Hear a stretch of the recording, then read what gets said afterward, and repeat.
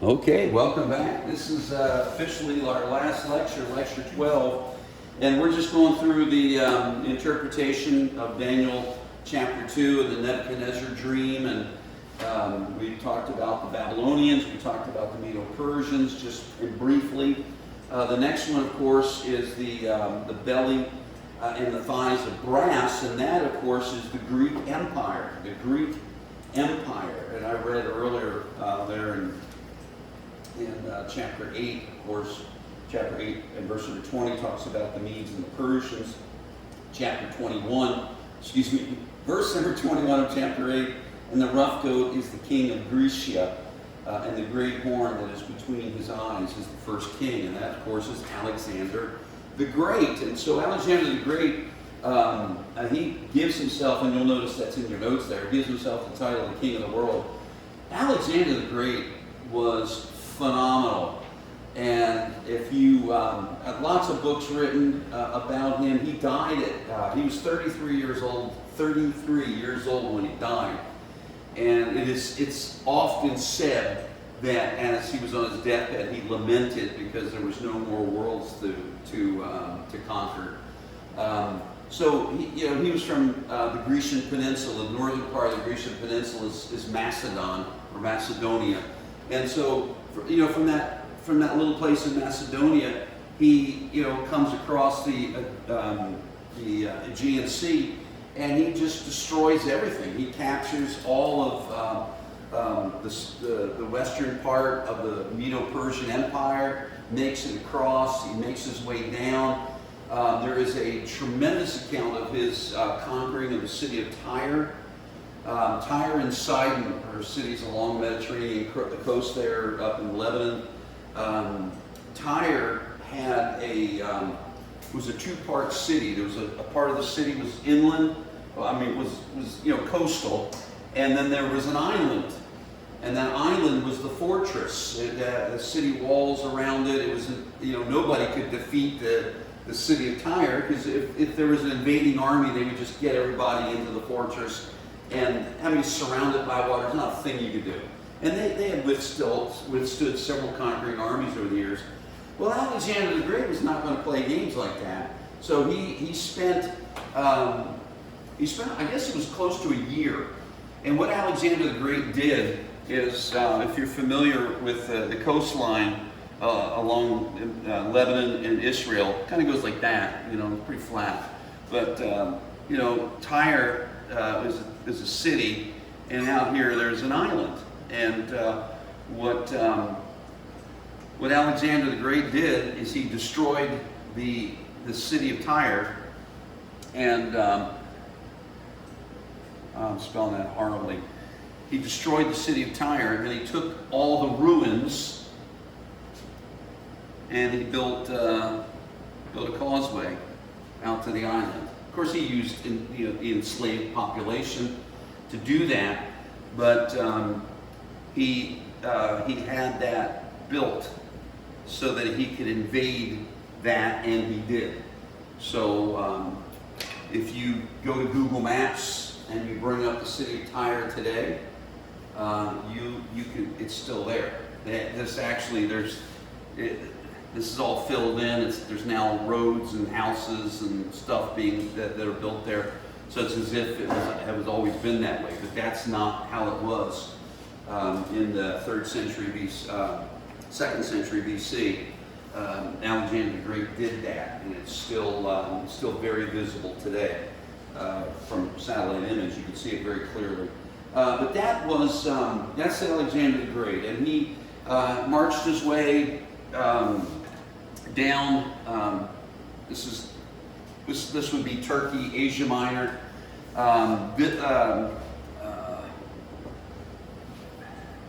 What is that? The Medo-Persian. Syria, Damascus. What he's going to do is he's going to march his way down and make his way down the coast here. He's aiming for Egypt. Jerusalem is right here. It's inward. Now, Alexander the Great is not happy with the leadership of Israel, because he's sending out messages already saying, listen, I'm coming through. You're either going to play our games or we're going to defeat you. And they're saying, we're not playing your games. And they're trying to build alliances with other countries. And that's a pretty common thing, to try to build some kind of alliance in order to defeat them. And so Alexander the Great is like, all right, when I get there, you guys are going to pay a price for your lack of submission. And so if you're familiar with my favorite dead Jewish historian, first century Jewish historian, this is Flavius Josephus. He writes about this. And so this is the account. After 7 months of the siege of Tyre were over, and 2 months of the siege of Gaza, which is, of course, right along the coast here also, Sanballat died. Now, Alexander, when he had taken Gaza, made haste to go up to Jerusalem. Judah, the high priest, when he had heard that, he was in agony and under terror, and not knowing how he should meet the Macedonian, since the king was displeased at his foregoing disobedience. He therefore obtained people should make supplications to join in the offering of sacrifices to God, whom he besought to protect the nation and deliver them from the perils of that was coming upon them. Whereupon God warned him in a dream, which came upon him after he had offered sacrifice. Talking about the high priest, okay? The high priest has this dream, that he should take courage and adorn the city and open the gates, that the rest appear in white garments, talking about all the priests, but that he should, and the priest should make the king in the habits proper to their order, without the dread of ill consequences, which the providence of God would prevent. And so this is what he rose up from his dream. He was greatly rejoiced. He was thrilled about it. He did exactly what God had asked him to do. And so just get the picture here. Jerusalem's up on a hill. They open all the gates, and the priests are coming out. They're all decked out with all their stuff. And they got the mitre on the head with they have the holiness unto God, with the golden plate across the heads there, and they got their garments on, and this whole procession of priests come out of the city of Jerusalem. Okay, what a sight! Just fast forwarding, and Alexander, when he saw the multitude at a distance in white garments, while the priests stood clothed in their fine linen, the high priest in purple and scarlet clothing, with a mitre on his head, having a golden plate in which the name of God was engraved, he approached by himself and adored that name, and first saluted the high priest. The Jews did also all together with one voice salute Alexander, and encompassed about him. Whereupon the king of Syria and the rest were surprised what Alexander had done, and supposing him disordered in his mind. In other words, this guy's crazy. He's crazy. So this is how it plays out. I did not adorn him. Let me see. The high priest of the Jews, to whom he replied, I did not adore him, but that, because he was asking Alexander, basically, are you crazy? I did not adore him, but that God who hath honored him with his high priesthood. For Alexander's now talking, for I had saw this very person in a dream. So Alexander's starting to relay that he had a dream also, in this very habit, when I was in Deos in Macedonia. So we're talking about a long time back. Who, when I was considering with him myself how I might obtain the dominion of Asia, exhorted me to make no delay, but boldly to pass over the sea thither, for that he would conduct my army and would give me dominion over the Persians. So he's saying that he had a dream, that these folks that he just saw all dressed up like that were encouraging him to come over and to defeat all this area of Asia. And so this is what he's saying. All right, this is Alexander. I'm continuing on. And when he had said this to Palanigo, he gave the high priest his right hand, and the priest ran along with him, and he came into the city. And when he went up to the temple, he offered sacrifices to God, according to the high priest's direction, and magnificently treated both the high priest and the priest. And when the book of Daniel was shown to him, that's what you got in front of you there, where Daniel declared that one of the Greeks should destroy the empire of the Persians. Oh, didn't we just read that? He supposed that himself were the person intended, and that he was then glad. He dismissed the multitude for the present, but the next day he called them and bade them to ask what favor pleased him, whereupon the high priest desired that he might enjoy the laws, that they might enjoy the laws of their forefathers and might pay no tribute on the 7th year. And he granted all they desired when they entreated him, that he would permit the Jews in Babylon and Media to enjoy their own laws also. He willingly promised to do hereafter what they desired. And that is amazing. I do want to remind you that Josephus was not not a real spiritual kind of guy. He kind of was very politically oriented, but so I don't think he's embellishing things at all. But this is the account that he was given. Of course, this is happening a couple hundred years before he was born, but that's what the Jews believed had happened. That's how it was recorded, and I don't disagree with it one bit. That's the kind of stuff that God does. That God did a miracle. Alexander the Great conquered everything, and he left Jerusalem alone, and that's why he left Jerusalem alone. Look at, take your Bibles and look at Daniel chapter 11, verse number 4. Derek, when you get there, would you read that for me? Daniel 11, 4.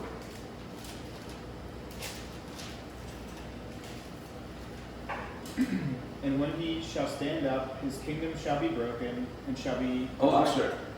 If you look at the, and thank you for reading that, but if you look at the end of verse number 2, it mentions about the realm of Grecia. So I just get the context. We're talking about Alexander the Great and the Greek Empire. Okay, verse number 4. And when he shall stand up, his kingdom shall be broken, and shall be divided towards the four winds of heaven, and not to his posterity, nor according to his dominion which he ruled, for his kingdom shall be plucked up, even for others besides those. All right. No, that's perfect right there. So that's exactly what happens to the Greek Empire, not to his posterity. So after he dies at 33 years old, he has no descendant. He has no descendants to give the kingdom to. So the kingdom is actually, the Greek Empire is divided into 4 sections, just like it says here, and given control over to 4 of his generals. Ptolemy, who is going to take Egypt and south.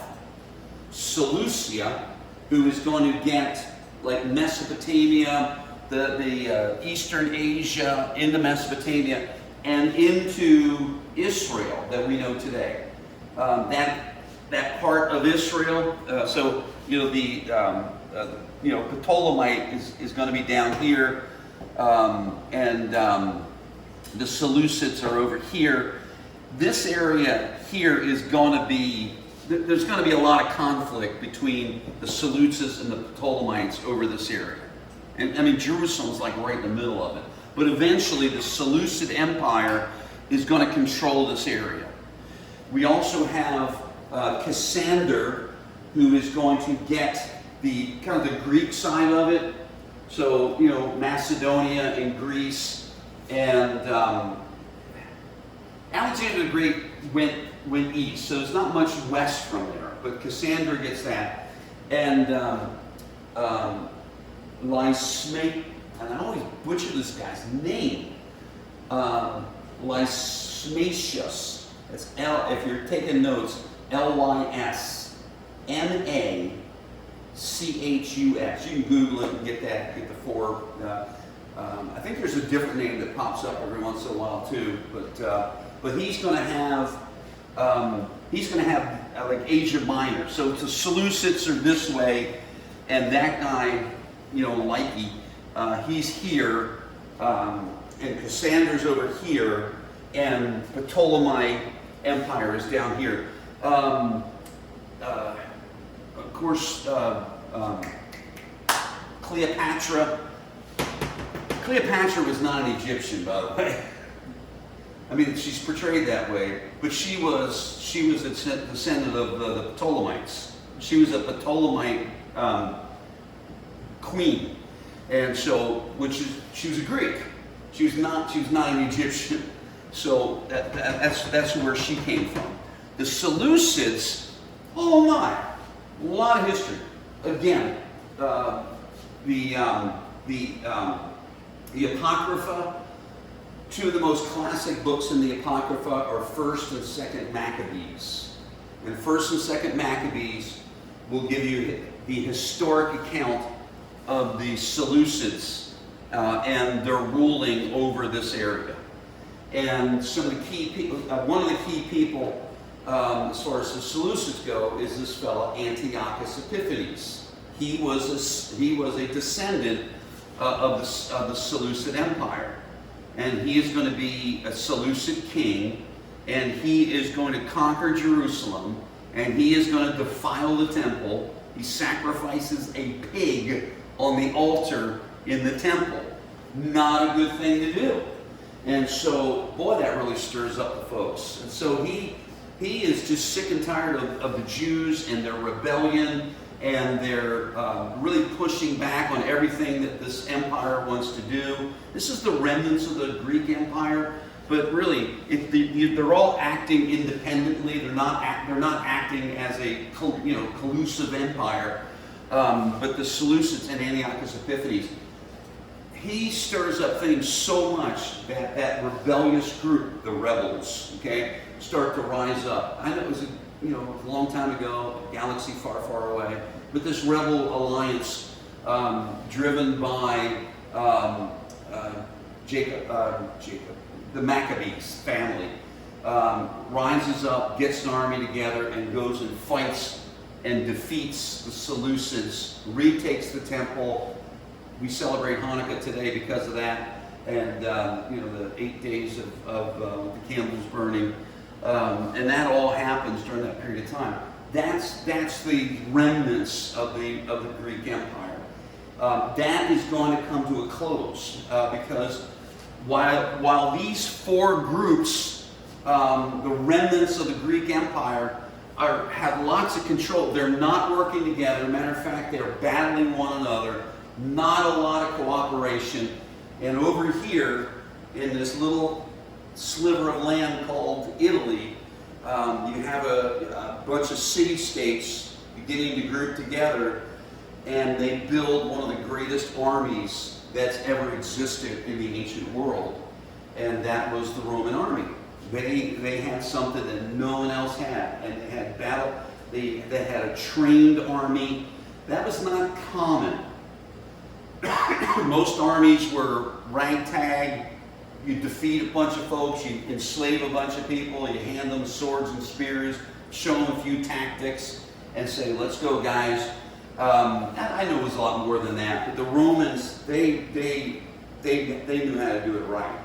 And they built a standing army, and because of that, they were able to march across and pick off these empires one at a time.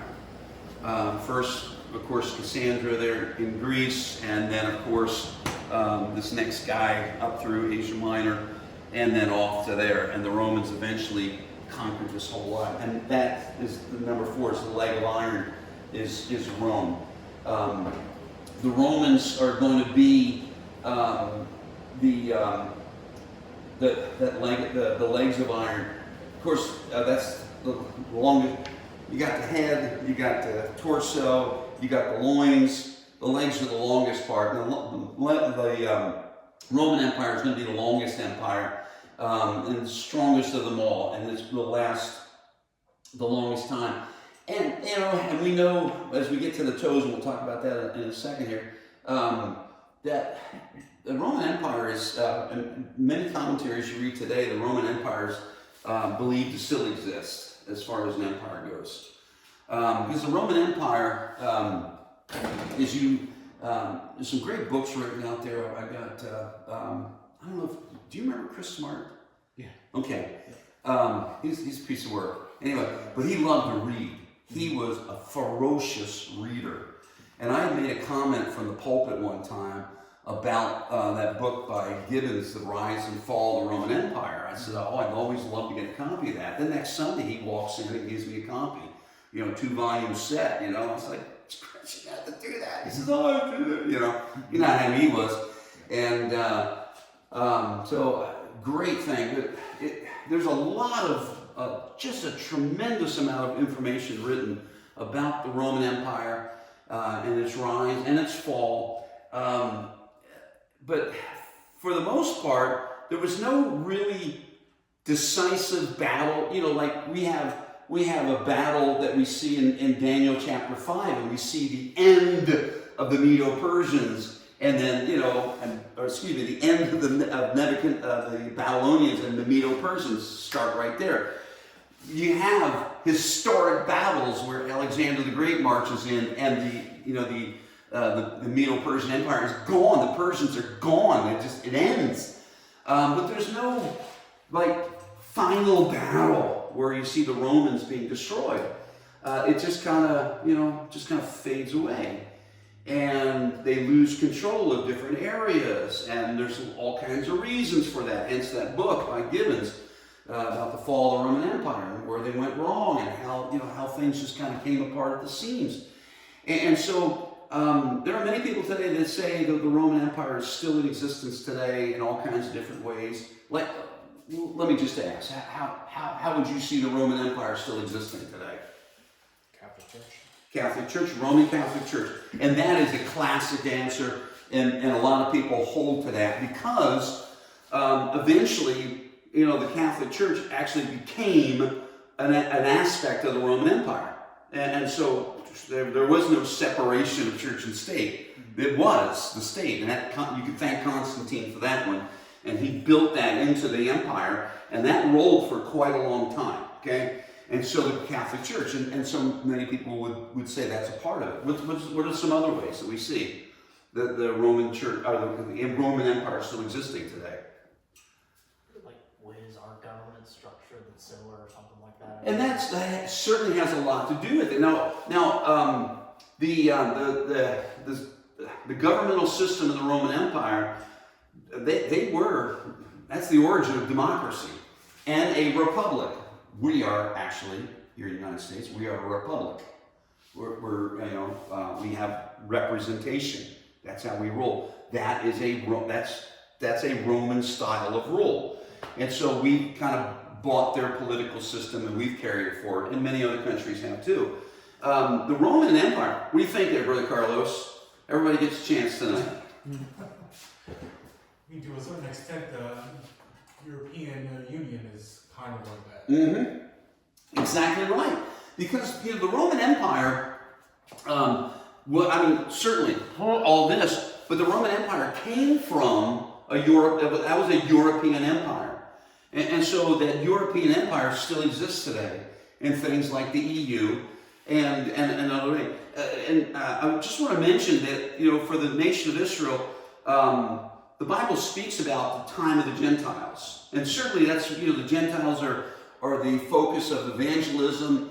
God, he's not that he's done with the Jews, but that branch has been taken off, and we've grafted in the Gentile nations, but eventually they'll be grafted back in, as the Bible tells us. So this is a time for the Gentiles, but it's also a time where from the time of Nebuchadnezzar and the Babylonian Empire, all the way up through even the day that we live in, Gentiles have exercised control and authority in some way, shape, or form over the nation of Israel. They still do today. Now, we look at, 1948, Israel became a nation again, and we think, well, they're an independent nation, but really, are they? The nation of Israel exists today because of Gentile nations. Before us, it was England. The Balfour Declaration, if you're familiar with that, that dates back to actually World War I. It wasn't, it was brought to fruition after World War II, but World War I, England says to the Zionists, we want to do everything that we can to restore you back to your land. Well, that's a Gentile nation. So I want you to just be reminded of the fact that Gentile nations don't have to be hostile to have an impact on Israel. The Medo-Persians, were they hostile to the Jews? After the fall of the Babylonians, it was the Medo-Persians that came in and said, you guys need to go back and rebuild. And we're going to actually help you. We'll pay for it. And so that was Gentile control over the nation of Israel, but it was beneficiary. After World War I, there was a tremendous movement to restore the nation of Israel, and it was driven by Great Britain. After World War II, Great Britain lost a lot of their global power, and it was transferred to the United States of America. And now we have done everything that we can to be a blessing to the nation of Israel. I think to me, it has always been biblically oriented. It's not the best political choice to make. I've always said this, that the nation of Israel is a hard people to love. You have to choose to do it. It's not politically always the best choice, but biblically I believe it is. Anyway, we have been a blessing as a nation, have been a blessing to the nation of Israel. And if it wasn't for us, the amount of money and arms and political strength that we pour into it, they would not exist today. 1974. How many of you were born then? Okay. Do anybody know what happened in 1974? Yom Kippur War. And that's the most holy day of the Jewish calendar is the Yom Kippur, the Day of Atonement, right? That day, Egypt, Jordan, Syria all attacked Israel at the same time. And they were like, we're done with you guys, we're going to push you off into the Mediterranean, we're done. And although you may think ill of President Nixon, who did a lot of stupid things, he turned to his, that was happening during the Watergate crisis. He turns to his foreign secretary, right, Henry Kissinger, and he says, Henry, the Jews will not lose this war. And so Henry Kissinger took that as, we're going to do everything that we can to make sure that Israel does not lose. And so we loaded planes, arms were going over there. The McGuire Air Force played a key role in what was called the Operation Nickelback, where we armed the nation of Israel during the Yom Kippur War. And amazing amount of armament went over there, ammunition, military hardware, and everything they needed. They fought the war based on what we brought over to them. That, was a great help to them, but that's still Gentiles controlling the land and the events, and still to this very day, we still exercise the same amount of control and authority over the nation of Israel. They're not a puppet to us, but they exist because we help them.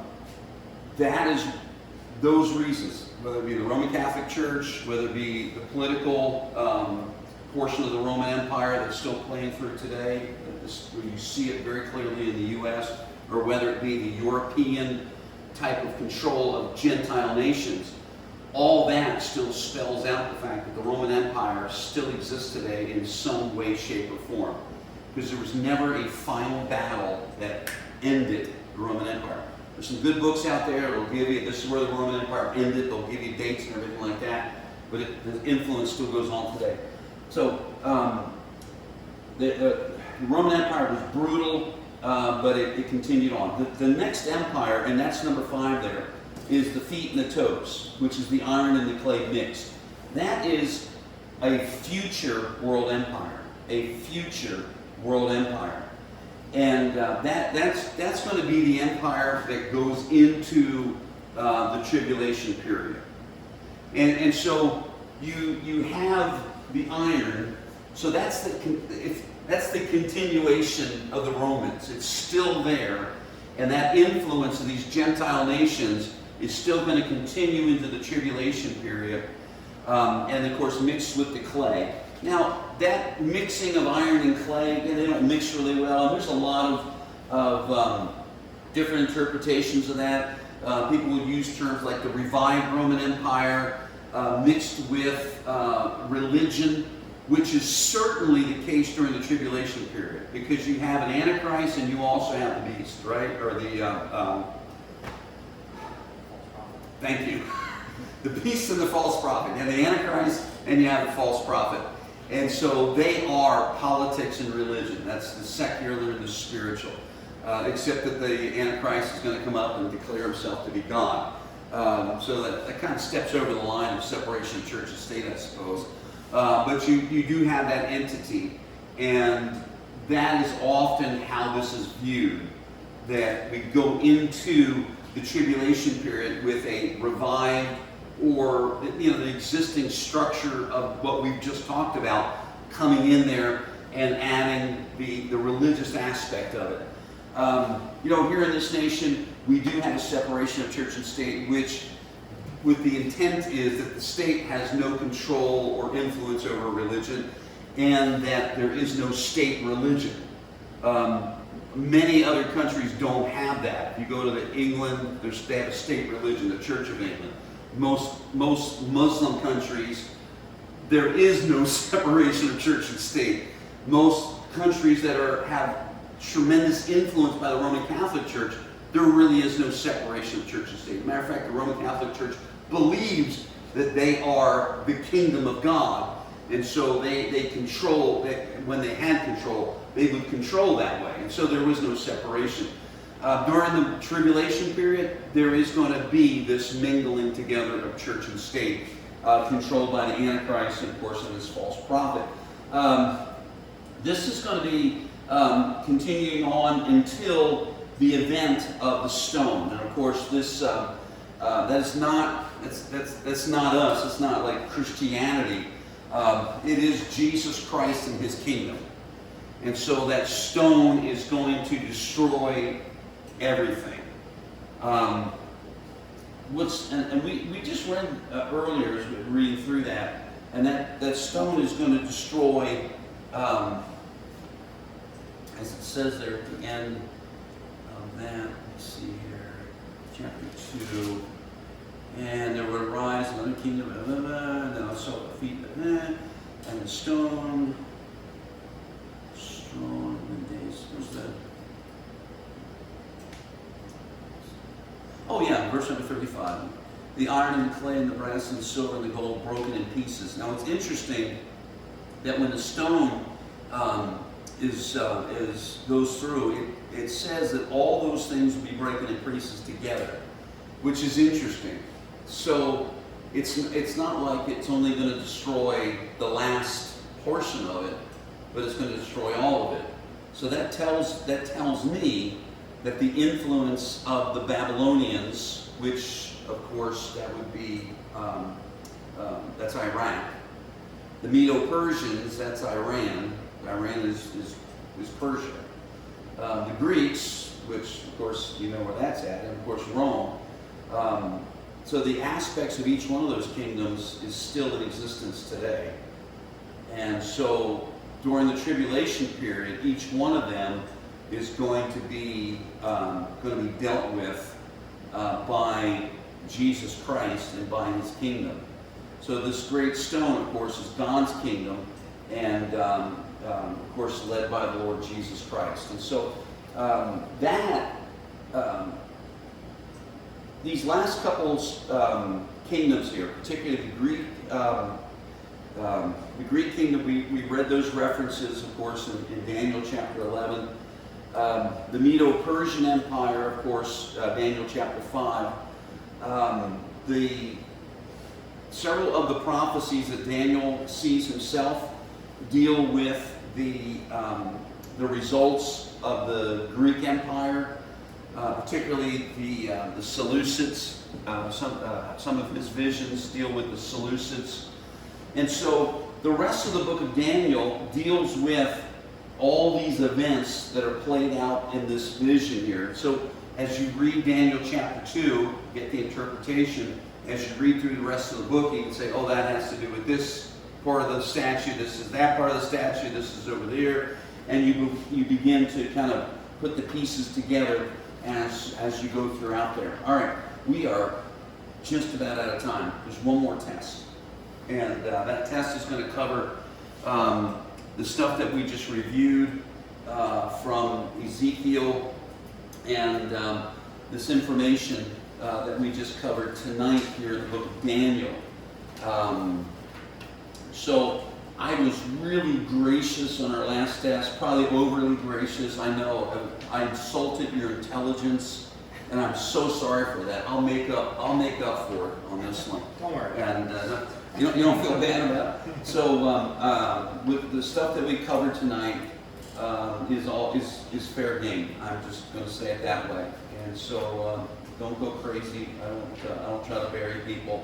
But if you're familiar with the thing, I'm not going to expect you to know the names of the four generals. Well, maybe I will. I could probably give you the names of the four generals, and you tell me what part of the empire they got. Oh, that'd be excellent. I don't do really like very many fill in the blank matching things, but that would be really cool. I like that. What a great idea. Because anyway, I can't remember the last time I wrote a test on this one, so I'll have to look at that and see what I had in there. But man, that's probably 10 years ago.